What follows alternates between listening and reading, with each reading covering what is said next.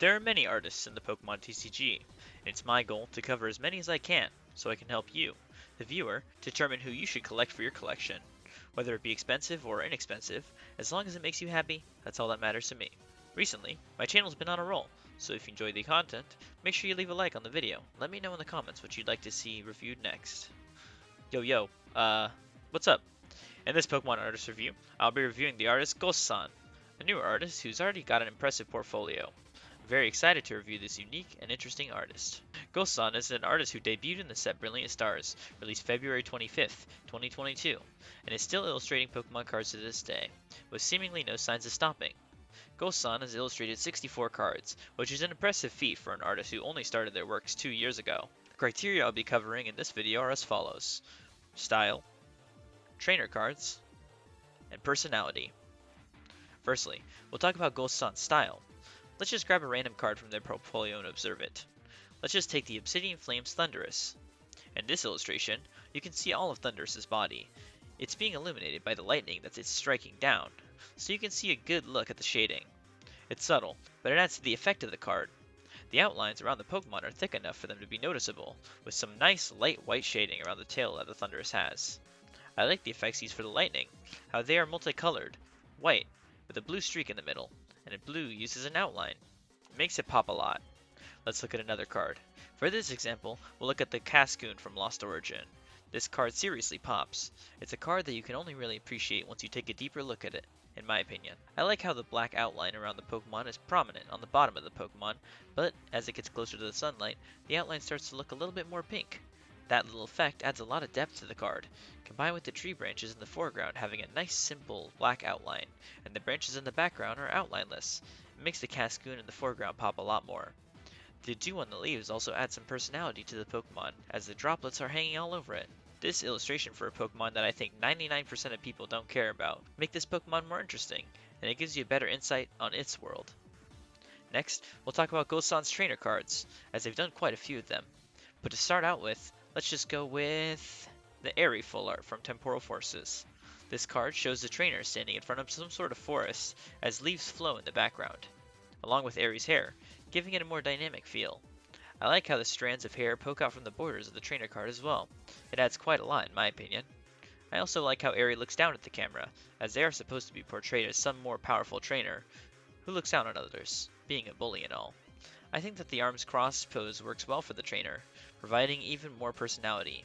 I like to think that the trainer gallery cards are trainer cards just as much as they are Pokemon cards, so let's look at the Crobat V from Lost Origin.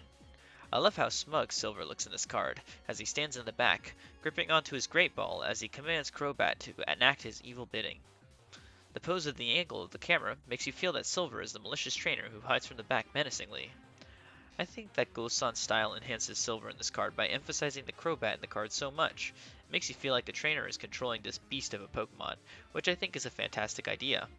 Not to mention the fact that the Crobat itself is fantastically drawn, so this card goes both ways for being amazing. Next, we'll talk about the personality hidden in all of GOSSAN's cards, and a perfect example is the Mightyena Trainer Gallery from Astral Radiance. This is one of my favorite trainer gallery cards, because of the scene laid out in front of us. We can see a super excited Mightyena preparing to eat a cake in the shape of its own face. It looks surprised and amazed, but you can also see the dog treats by the cake in the shape of Pokeballs and Electrodes, or Voltorbs. You can also see Sydney, one of the Elite Four members, looking a little embarrassed, but obviously enjoying this wholesome moment with his partner Pokemon. The storytelling in this card is awesome, and everything comes together so nicely, especially when it's a subversion of expectations. You'd expect Sydney and Mightyena to have a cool and menacing card, but this is the exact opposite of that, making it pretty perfect. Let's look at the Glaring Obstagoon from the same set, Astral Radiance. I think that this card does a wonderful job illustrating personality both from Obstagoon and Piers. I like how Obstagoon's scream is creating an effect that ruptures the whole card, but it's also dynamic, but you can see Piers holding out the microphone to meet Obstagoon's screaming mouth. I like how he's in the background sort of prodding at Obstagoon to get him to go all out. Speaking of all out, let's look at our final card for personality, being the Mewtwo V-Star from Crown Zenith. This card erupts personality, as you have Mewtwo charging up some kind of psychic ball, with the golden energy collecting towards the ball, but you can also see that the two Pokemon that are fighting are kind of destroying the environment around them, as you have a Diglett in the bottom right freaking out, as Tangrowth and Geodude get blown back by the explosions. The two beastly Pokemon fight each other in a huge battle, but you have little Pokemon reacting by essentially getting blown away. I like the little detail that Charizard's tail has blue fire, which is something that I think we super rarely see. I don't remember if there's even been a card where Charizard's tail was blue, apart from a Mega card. It's just a really amazing scene overall, which I really enjoy. Time to move on to the main course, the finale. Time to talk about my top 5 favorite GOSSAN cards. There are a lot to choose from, as they are fantastic artists, but in no particular order, here we go. Porygon Z from Paradox Rift. I love this card a lot. Porygon Z is one of my favorite Pokemon, and all the details and the posters in the background add a lot. The little amiibo-like figures in the background showcasing the full evolution line, going from Porygon, Porygon 2, Porygon Z. It's a fun concept, along with the Ultra Ball on the side as well. The gaming setup is really funny as well, with the PC and everything. Even a little Porygon Z themed hat on the chair. It's a great concept, and I really appreciate it. And next, we should look at the Zapdos alt art from Pokemon Pocket.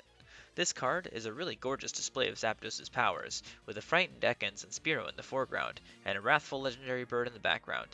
I like the setting at the power plant as well. This card really exudes a kind of power that I appreciate. Next, I have the Mighty Anna Trainer Gallery card from Astral Radiance. I really do love this card a lot, if you couldn't tell from my description of it. And I'm pretty sure that this was one of the first Trainer Gallery cards that I personally ever pulled in person, making it a lot more personal for me. I just really appreciate all the little details on this card. Mighty Anna is a Pokemon that I really like. The whole Gen 3 theming with the trainer is something that I appreciate as well. And now, the Crobat V from Lost Origin comes back as one of my top 5. I really just love how fluid the Pokemon looks. It looks like the Crobat is in mid-action, and I don't know exactly what it's called, but I like when the red eyes trail behind the actual eyes themselves. This is not only a perfect Silver card, but also a perfect Crobat card too. Finally, we have the Mewtwo V-Star from Crown Zenith. I have personally pulled this card 3 times, and I still don't know what to do with the extra copies. I mean, they're just kind of sort of sitting in my room. But anyways, this card feels amazing to pull every time, and the colors and scene itself from the card are worthy of an award. The amount of detail put in this card is immaculate. That was GOSSAN. This artist is on the rise, with how amazing their artworks are. The fact that they already have 64 cards is seriously impressive. Hopefully they continue to illustrate for the Pokemon TCG, as they do have a lot of potential to make amazing things, as they've already shown us in the past. Alright everyone, if you enjoyed this video, tell me who you'd like to see me review next, and leave a like to let me know you enjoyed this series. I hope you all had a great day, and I'll catch you in the next one. Peace.